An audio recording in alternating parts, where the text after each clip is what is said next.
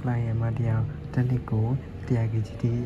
နိုင်ရပါတော့သူ new PR ရပါပြီပေါ့ကျွန်တော်ဒီ view လေးကို check ရမယ်